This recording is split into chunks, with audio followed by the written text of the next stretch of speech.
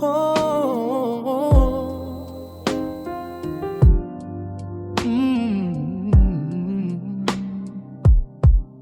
Je chante pour Viviane et Johannes sur le banc du Bambino, leurs rires enlacés, leurs regards timides, promesses en fil, des jeux, des secrets, des étés qui brillent. La ville est disperse, route à tracer. France, Chine, Brazzaville, nuit séparée. 3 fois la distance, 3 silences lourds. Pourtant leur nom revenait doux et toujours. Un fil discret, une attente fidèle. Le temps a tourné, le lien est resté réel. Marseille les a réunis, le hasard a fait chemin. Je les ai vus se retrouver, se prendre la main. Dieu vous a unis, Dieu vous a choisi. Un chant d'amour pour vous, ensemble pour la vie. Love is all you. Hey, oh. Love is. Ooh, she loves you, he loves you.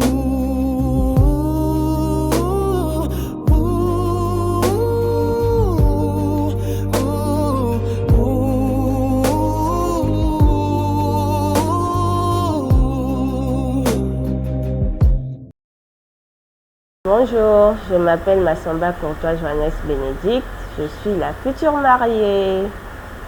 Bonjour, je m'appelle Passy Vivien, je suis le futur marié. Ah, la grande question. Tu m'as vu où pour la première fois? On s'est rencontrés au CE2 à l'école, le groupe scolaire Delta Le Bambino, pour ceux qui connaissent. Et c'était dans les années 2000. Donc aujourd'hui, ça fait 25 ans d'amitié. C'est bien ça, 25 ans d'amitié. Et c'était en classe de CE2. Je suis arrivé en plein cours d'année et j'ai découvert une personne qui avait la même couleur que le haricot et des dents de vampire à l'époque, qu'elle a gentiment retiré.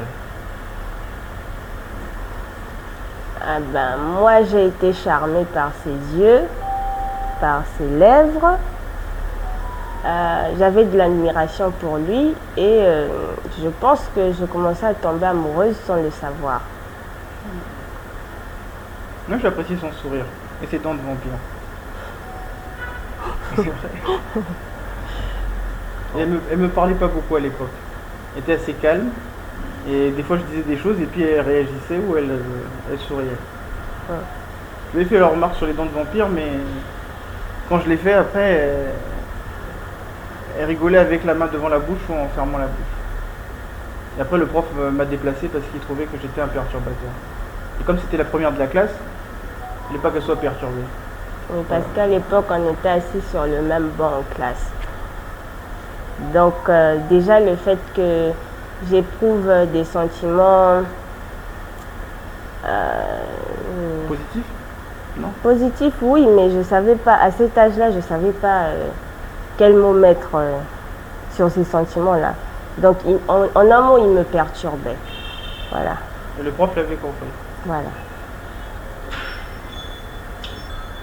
Alors, notre premier souvenir marquant ensemble. Nous nous connaissons depuis 25 années. On a beaucoup de souvenirs ensemble, mais je dois dire que depuis qu'on est ensemble et qu'on avait le projet de foyer ensemble, je pense que tu seras d'accord avec moi pour dire que notre premier souvenir marquant, c'était Mayanga.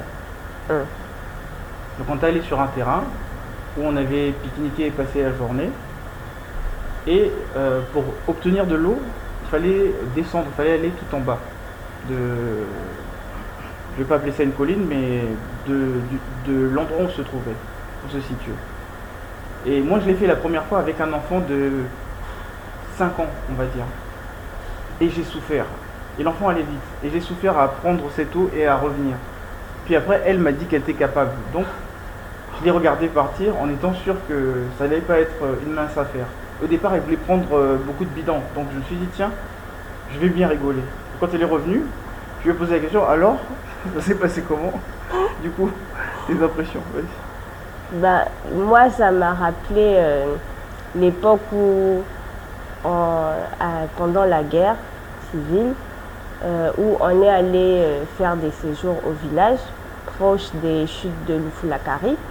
Et c'était la même chose, c'était le même scénario. Il fallait descendre une pente, mais à ce niveau-là, il y avait des cailloux, il y avait de l'eau, donc c'était assez glissant. À cette époque-là, j'avais peut-être 4-5 ans. Et donc, ce souvenir-là m'est revenu.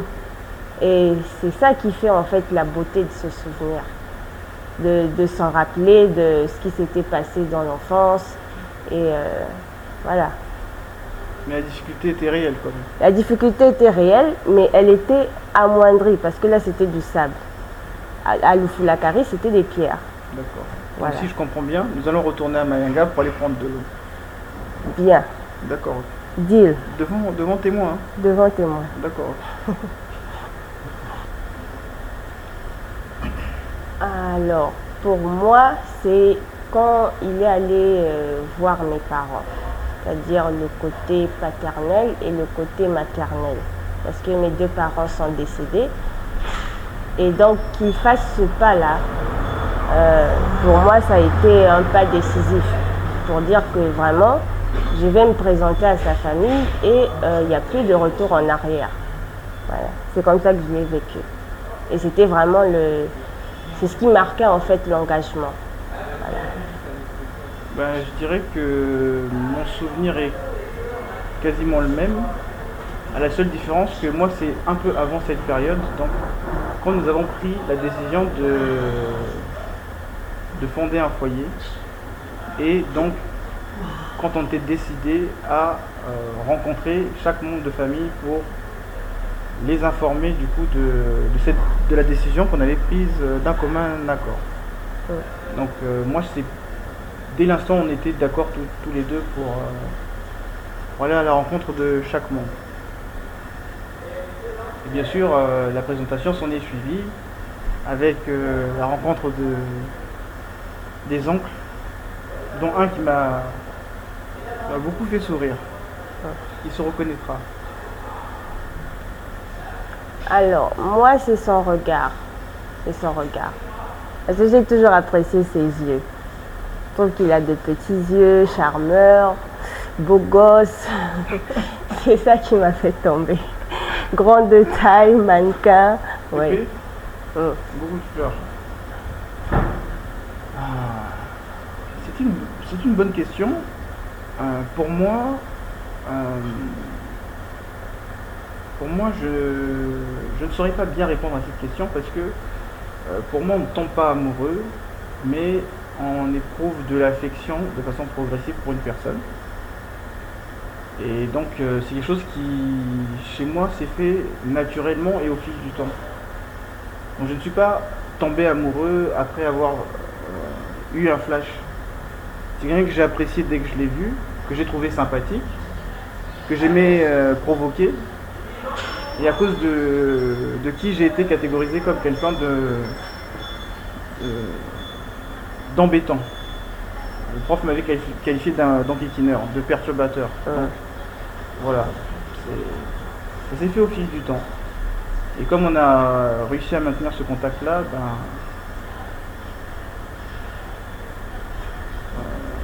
on s'est toujours accroché l'un à l'autre et on a toujours cherché à savoir ce que chacun effectuait.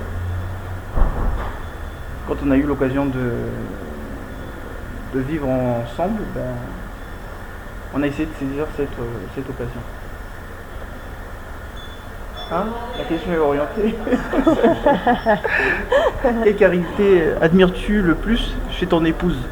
Non, c'est pas qui commence. Sa détermination. J'aime beaucoup sa détermination et je sais que c'est quelqu'un qui sait se montrer patiente Et il y a beaucoup de qualités que j'admire, mais c'est premièrement sa détermination. C'est quelqu'un de très déterminé. C'est quelqu'un qui me fait peur aussi. Par sa détermination, bien entendu. Bah, chez lui, c'est plus le sens des responsabilités et aussi le sens des priorités. Il sait faire la part des choses et il sait trouver le bon équilibre pour que tout le monde soit satisfait. Merci. À toi l'honneur. Merci. Ce qui rend notre couple unique, c'est notre différence. Elle est mignonne. Tout ce qui est petit est mignon. Ok. Elle est claire, je suis sombre. Au niveau physique, ça se voit. Et après, dans notre façon d'être, on est des êtres différents. Mais, en dépit de notre différence, on fait face aux choses ensemble et on avance toujours main dans la main. J'ai toute foi en elle et j'espère qu'elle a foi en moi. Oui. Et après, chaque couple est unique, donc je pense que tous les couples ont le droit de se déclarer comme étant uniques. À vous l'honneur. Alors là, c'est pour moi, je pense. Ah bon? Oui. D'accord. Moi, je pense qu'il y a eu plein d'années de distance, plein d'années où on a vécu une relation à distance. Donc la distance, ça a été une grande épreuve. Et aussi le fait que quand on a décidé de se mettre en couple, en fait, moi j'étais déjà en couple avec quelqu'un d'autre. Et le fait qu'on se retrouve tous les deux, le fait que j'ai développé des sentiments pour lui toutes ces 25 années et que je n'ai pas eu l'occasion de le lui dire, ben, quand on s'est retrouvés en 2023, ben, pour moi il fallait que je le lui dise et que je sache au fond si lui il ressentait la même chose pour moi ou pas. Et donc le fait qu'on se soit trouvé et qu'on se dise que oui, on s'aime tous les deux et que ça se voit et que même les amis autour l'aient décelé, ben, pour moi, c'était une confirmation que c'est lui, en fait, l'homme que je voulais. C'était pas quelqu'un d'autre, c'est lui que je voulais. Et donc, il a fallu dire la vérité à mon compagnon de l'époque, dire la vérité à ma famille, et ça a été un affront parce que tout le monde l'a pris comme l'élément perturbateur justement, et tout le monde a combattu notre amour en se disant que oui, bah, c'est juste une passade, c'est juste, alors que pour moi c'était quelque chose de plus fort. Et donc de se retrouver tous les deux à prouver à tous les autres que ben, on est fait l'un pour l'autre, ben, ça a été une grande épreuve. Et je pense que tout cet affront-là, ça nous a rapprochés, ça nous a soudés. Et on a dû recevoir les coups de part et d'autre ensemble. Voilà. Je ne sais pas si tu as quelque chose à ajouter. Oui, quand tu as parlé d'éléments perturbateurs, ça m'a rappelé le CE2. Donc le prof avait raison. Donc voilà. C'est ce que j'ai ajouté, votre honneur. Alors, le souvenir partagé qui nous fait sourire aujourd'hui, c'est... Alors, à l'époque, quand on était plus jeune, je pense que c'était dans les classes du lycée. Puisqu'on s'était retrouvés, eh ben, on avait l'habitude de passer du temps ensemble et on va dire d'avoir des rendez-vous galants, bien qu'on n'était pas en couple. Et donc, parfois j'allais la prendre chez elle, ou parfois elle venait me voir chez moi. Et on se souvient d'une fois où, au fil de l'eau en discutant, ben, on n'a pas vu l'heure passer. Et quand on s'est rendu compte qu'il était déjà 18h, on s'est mis à paniquer parce que j'habitais à l'époque à Kinsundi. Donc après la ferme Zoko, entre les deux grands séminaires. Et donc, il fallait faire tout ce trajet-là jusqu'à Diata pour la raccompagner au niveau de Massamba Débat. Et j'avais peur que ses parents soient fâchés du fait que leur enfant rentre tard à cause de moi. Donc j'ai pris mes responsabilités, je me suis dit bon, je vais l'accompagner. Donc on a tout fait, on est parti très très vite. En catastrophe. En catastrophe. On est arrivé jusqu'à chez elle. Moi je m'attendais à ce qu'on me réprimande. Et au final, c'est pas comme ça qu'on a été reçu par maman. Maman nous a dit mais pourquoi vous rentrez si tôt, vous pouviez prendre votre temps. Et on s'est regardé comme deux imbéciles en se disant mais si on savait, on n'aurait pas fait tout ça. Donc au final, je te laisse poursuivre l'histoire. Je suis resté. Au final, il est resté à la maison pour continuer la discussion et il est resté jusqu'à 20h. Et après, donc, ça a été à moi de le raccompagner pour prendre son taxi, repartir à Kingsonji. Et souvent, on avait aussi beaucoup de moments où on se raccompagne l'un l'autre. C'est-à-dire qu'on ne voulait pas se séparer, en fait. Mais à cette époque-là, on n'était pas encore en couple, on était juste des amis. Moi, je le prenais pour mon meilleur ami, donc je lui racontais tout. Et moi, je la prenais pour ma petite sœur. Voilà. Et je lui avais dit. En plus.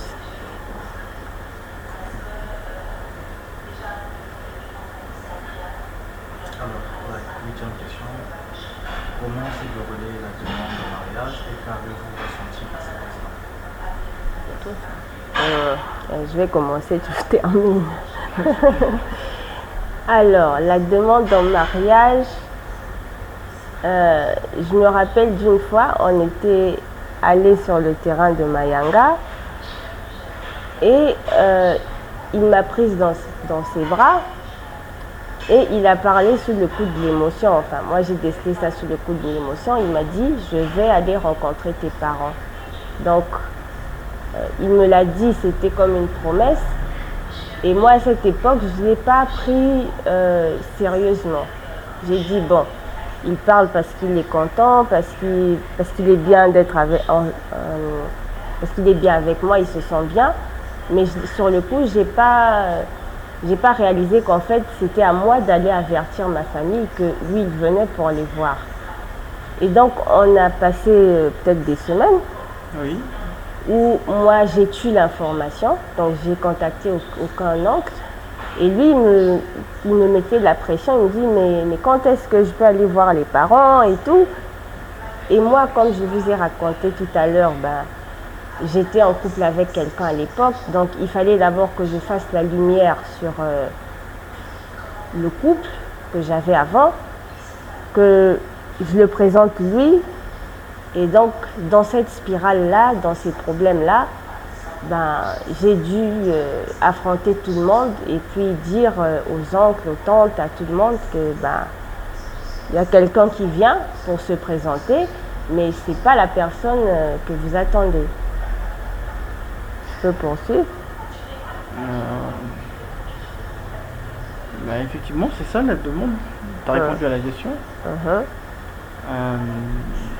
C'est vrai que j'avais été surpris. J'avais été surpris parce que quand je lui ai dit, je me disais que ça se passerait très vite. Et au final, on a dû se préparer. Et après préparation, nous avons rencontré les deux côtés de la famille. Effectivement, il y a eu de petites embûches sur le chemin. On va appeler ça comme ça. D'accord? Ouais. Okay. Mais malgré les embûches, on a tenu bon. Je pense que c'est ça qui est beau. Quand on fait équipe, toi et moi. Et qu'on a le même objectif. Ouais. Ok. Que représente le mariage pour vous? À toi l'honneur. C'est un honneur que je ne saurais recevoir, madame. À vous l'honneur. Pour moi, le mariage, c'est un engagement. Et c'est un engagement qui doit durer toute la vie. Pour moi, c'est comme ça que je le conçois.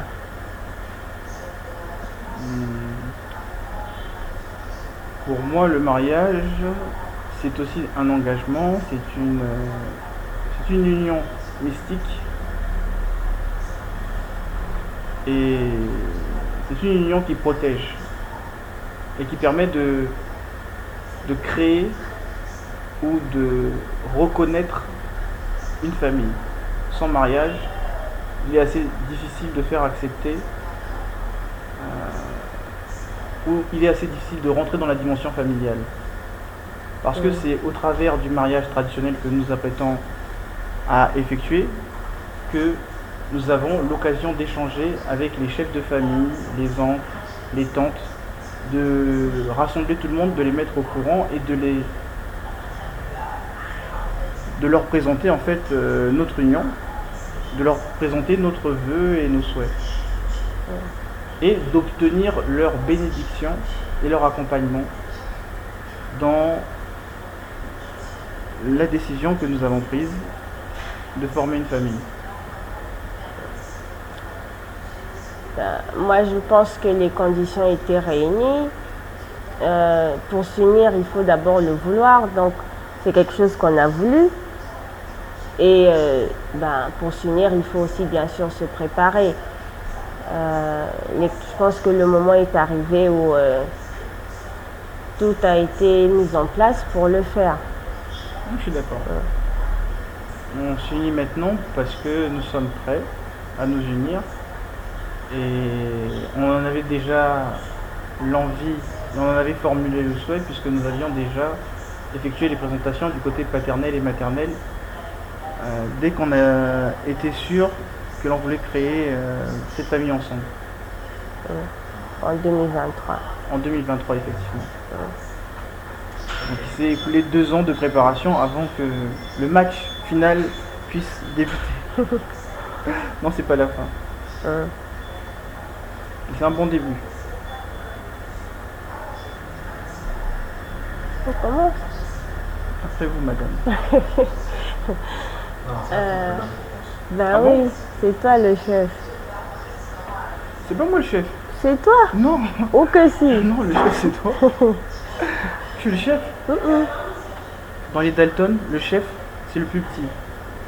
Ça, c'est les Dalton. Ça, c'est les Dalton. Je t'invite à ouvrir la question et je serai ravi de balayer derrière toi. Bon. Moi, je dirais c'est déjà faire grandir la famille. Puisqu'on a des enfants, les éduquer et les accompagner le plus longtemps possible. Je suis très d'accord avec ce que tu dis. Je suis extrêmement d'accord avec ce que tu dis. Le plus important dans la famille, c'est notre suite, donc c'est les enfants. Et je ne vois pas ce que je pourrais ajouter de plus à ce qui a été dit. Donc, je ne dirai rien de plus que elle a raison. Tu peux ajouter ta touche masculine. La touche masculine, j'espère qu'on aura la santé pour accompagner effectivement les enfants au travers des épreuves qu'ils vivront, et j'espère que Dieu nous donnera le temps de pouvoir le faire correctement. Ce que je peux ajouter aussi, c'est que notre lien reste aussi fort. Ça, pour moi, c'est obligatoire. Je ne vois pas comment on pourrait tenir sans rester complice. Après 25 ans de complicité, donc on croise les doigts. Enfin, on croise les doigts comme ça, normalement. Mais nous, on croise comme ça.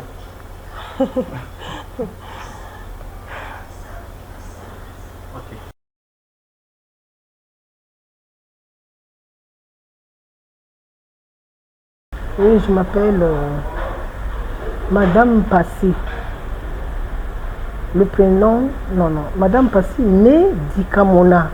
Prénom Marie-Antoinette. Donc Madame Passy, parce que c'est le nom de l'épouse. Je suis épouse Mpassi.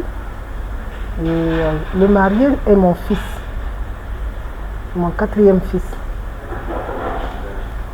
Oui, vraiment mon fils a eu une démarche de sagesse que j'ai beaucoup appréciée. Quand il est venu me parler de sa future fiancée, il m'a dit, maman, c'était la première fois qu'il me présentait une copine. Il dit, voilà, j'ai une copine et essaie de l'observer. Moi, j'ai de bonnes intentions pour elle. Alors, je lui ai dit, il va falloir qu'elle passe et rendre visite d'une manière naturelle de temps en temps. Et elle l'a fait. Elle passait, elle venait nous voir, on mangeait ensemble, elle repartait, elle venait nous voir, elle repartait. Et le petit moment qu'on passait ensemble là avec elle, ça pouvait être 1 heure ou 2 heures de temps.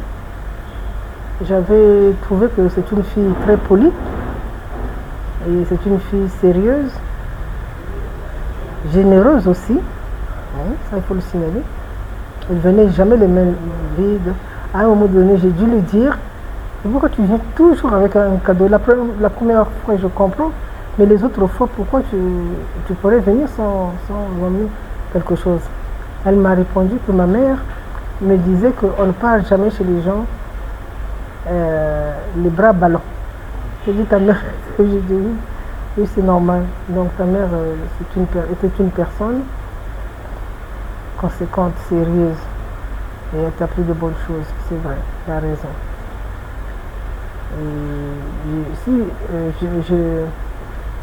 Quand je l'ai observé, j'ai dit que mon fils est tombé sur une fille bien, pas légère, et vraiment j'ai aimé sa façon d'être, quand elle vient, comment elle se tient, comment elle parle. Et j'ai dit que cette fille-là, je pense qu'elle est bien pour toi. Alors, quand je lui ai dit ça, à ce moment-là, je pense qu'il a dû encore avoir le courage de continuer son chemin. Je n'ai pas... Si je n'avais pas apprécié, j'allais lui dire aussi. Hein. Nous, dans la famille, moi et son père, on parlait franchement à nos enfants. Et on faisait même des réunions ensemble pour dire, toi, cette chose, tu dois évoluer, tu n'as pas fait ci, tu n'as pas respecté ça, tu dois faire des efforts. Et on te dit la vérité, même si c'est bon, que ça te plaise ou non, on te dit la vérité. Donc, j'ai dit ce que je pensais, et lui aussi, je pense qu'il était plus content puisqu'il ne s'attendait peut-être pas à cette réponse-là. Voilà. Mais je pense que lui, vraiment, comme je dis, cette fille-là, quand je l'ai vue, j'ai dit, mon Dieu, c'est comme si elle sortait de notre éducation aussi. J'ai dit que c'est une fille qui a été bien éduquée.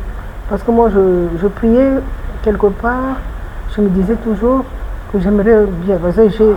J'ai eu 6 enfants. Sur les 6, la dernière, c'est une fille. Donc les autres sont des 5, c'est que des sont tous des garçons. Alors je me disais, puisque je n'ai pas eu les garçons, j'aimerais, mon souhait était, le jour où mes garçons vont se marier, j'aimerais que leur femme puisse être la vraie fille, la vraie sœur de ma fille.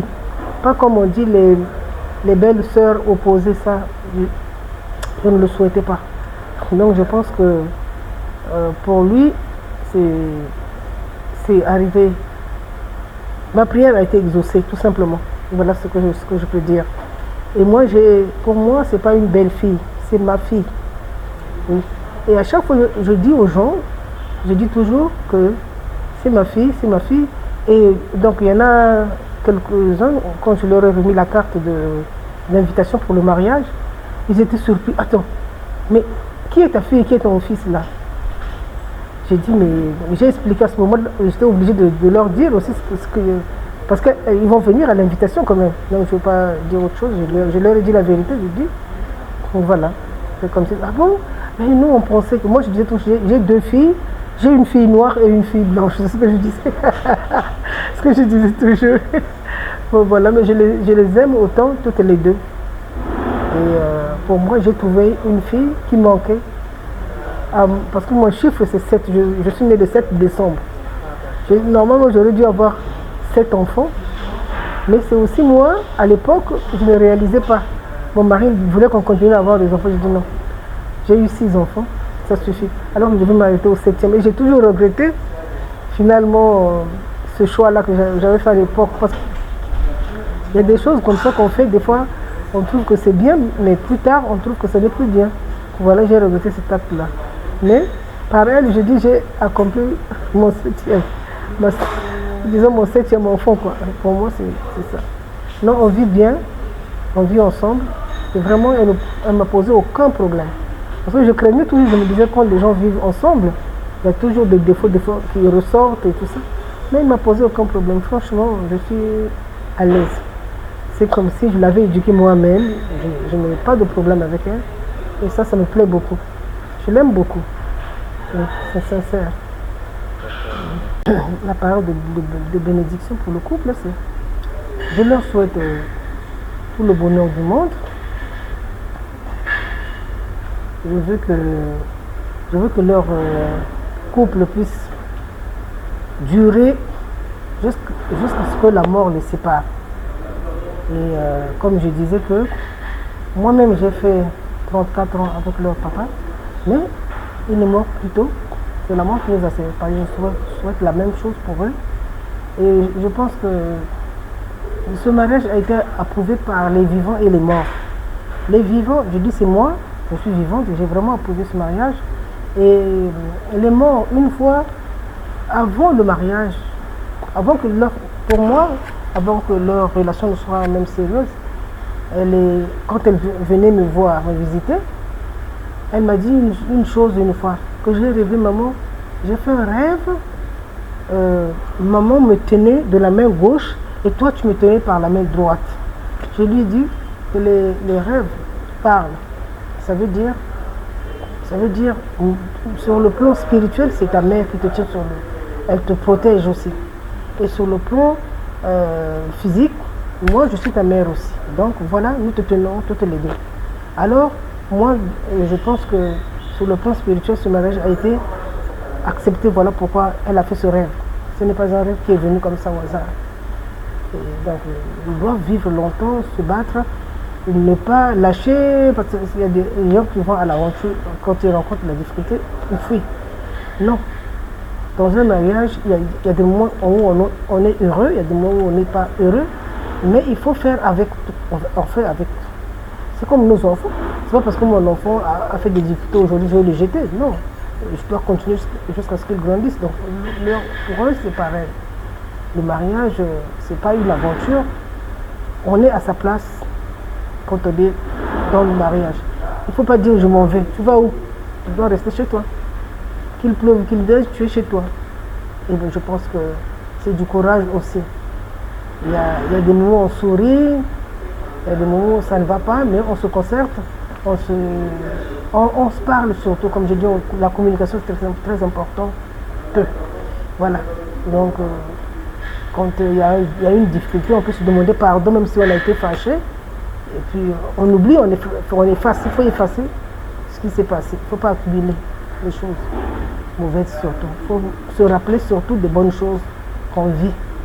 Voilà pourquoi on doit aussi faire des efforts, l'un que l'autre, pour apporter ce souffle nouveau à chaque fois. Voilà. Que Dieu les bénisse, les protège. Et nous, on les soutiendra. Moi, tant que je suis vivante, je ferai ce que je peux à la mesure du possible. Donc, je souhaite un bon mariage. Voilà.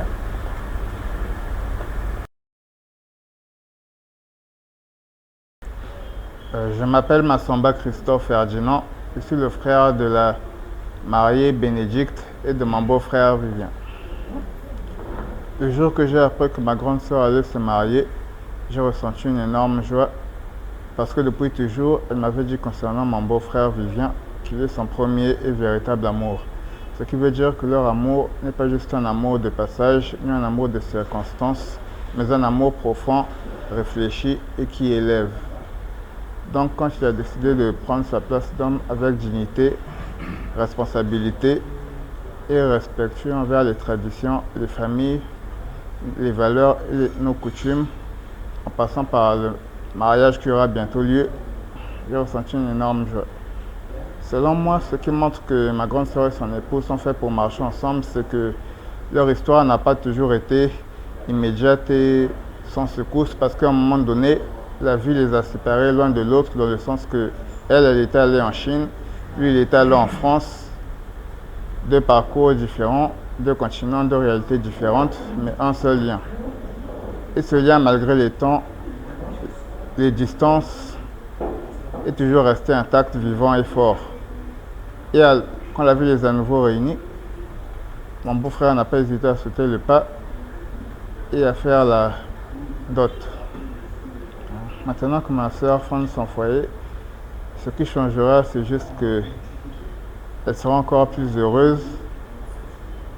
Et en ce qui me concerne, plus elle est heureuse, plus je le suis. Donc je serai encore plus heureux pour elle également.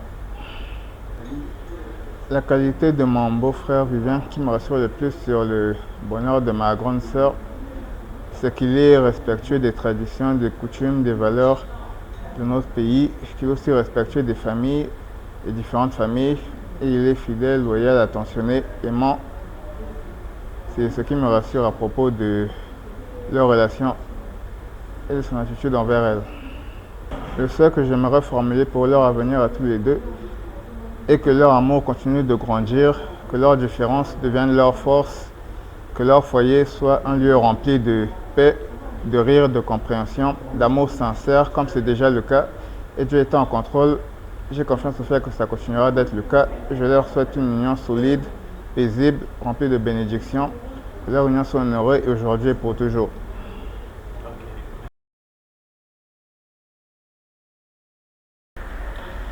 Pour moi, en fait, ce mariage, c'est vraiment l'accueil. Pour moi, dans mon cœur, c'est l'accueil de ma sœur. Parce que depuis que je suis toute petite, j'ai toujours voulu avoir une sœur. Et honnêtement, depuis qu'elle est rentrée dans nos vies, j'ai vraiment l'impression d'avoir rencontré une sœur. Et je suis très très heureuse. Cette première rencontre, elle date. C'était quand mon frère était au collège. C'était la fin du collège pour lui. On était au Congo et elle est venue à la maison et elle nous avait emmené, je crois, des gâteaux ou des yaourts. Et c'est comme ça qu'on s'est rencontrés. Parce que quand ils étaient ensemble à l'école primaire, moi j'étais pas née en fait. Donc je l'ai rencontré à la maison avec des gâteaux et du yaourt.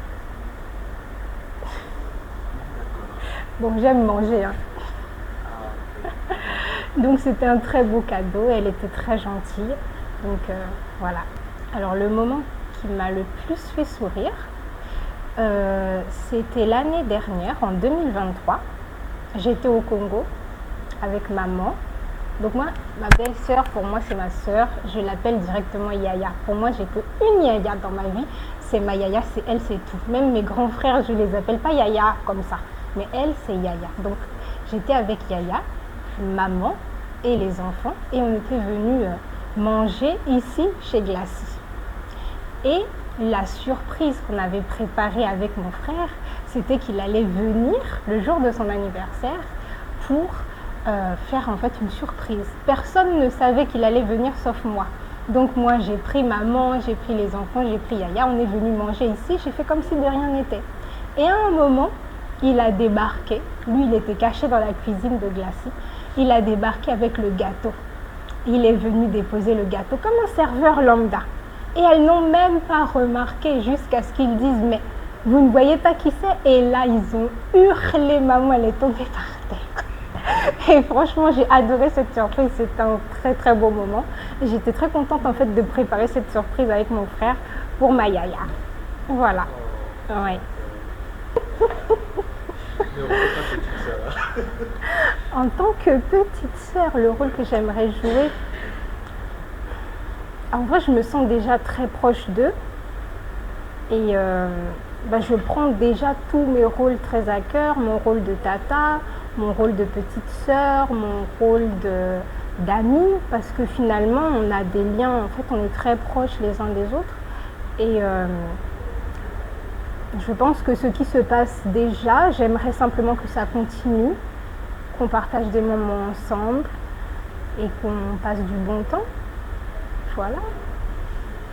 Oh, il valait mieux que ce soit même les qualités de Yaya.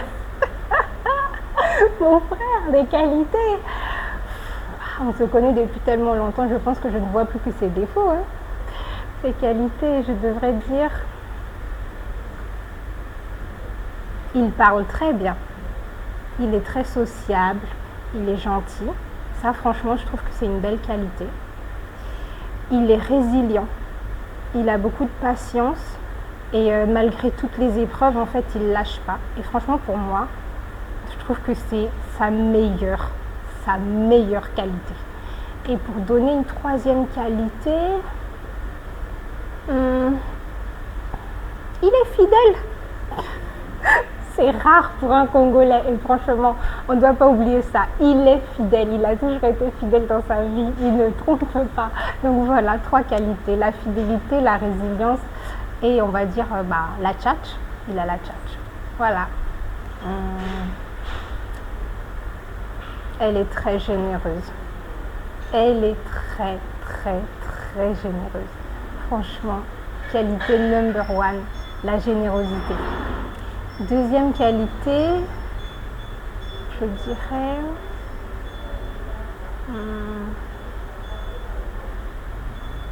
elle aussi, elle est résiliente. Elle encaisse beaucoup de choses silencieusement et c'est une grande force, même si des fois c'est difficile. Donc voilà.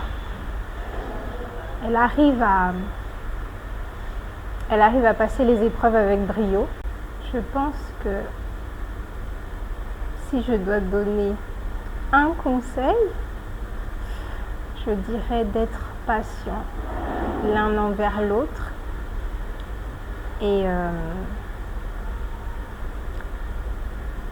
j'aimerais rajouter, c'est pas exactement un conseil que je peux leur donner, mais plutôt une vision du mariage ou une vision des relations.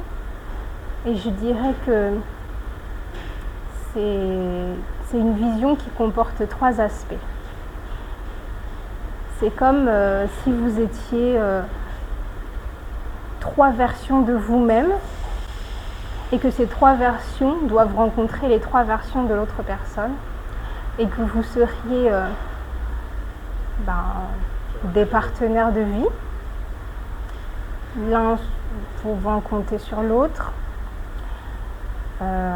des amis, parce que l'amitié, c'est très beau, ça permet de bien s'entendre au quotidien, et des amants passionnés, parce que c'est quand même un mariage. Voilà. Épouser les enfants des gens, pardon. Non, je plaisante. J'ai conscience que des fois, être un homme, en fait, c'est pas facile. Parce qu'on a beaucoup de pression, on a des responsabilités.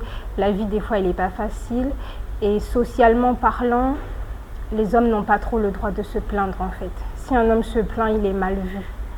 Et je pense que pour une vie pleine, réussie, une vie qu'on veut passer avec quelqu'un, la moindre des choses, c'est quand même de reconnaître totalement cette personne et de l'épouser. Le mariage protège les familles. En vrai, l'homme a créé le mariage, enfin l'être humain, on va dire, a créé le mariage. C'est aussi pour nous protéger, pour protéger nos enfants et pour protéger en fait les gens qu'on aime. Donc, il faut le faire. Épousez-les. Posez le genou au sol, passez la bague au doigt, faites les cérémonies, ainsi de suite. Si je dois reprendre les paroles d'un grand maître, un chanteur connu internationalement, l'amour n'existe pas, il n'y a que des preuves d'amour. Et le mariage, épouser quelqu'un, c'est une façon de prouver son amour. Donc, voilà, mariez-vous. Je vois vos nuits, vos mots à voix basse, les visites qui deviennent foyer, la peur qui s'efface. Elle a suivi son cœur, il a tendu la main. Contre les conseils froids, vous avez pris le chemin. Des portes se sont fermées, d'autres se sont ouvertes. Des mains qui se cherchent, des promesses offertes. Vous avez bâti des jours, transformé les blessures en chaleur partagée, en gestes et en murmures.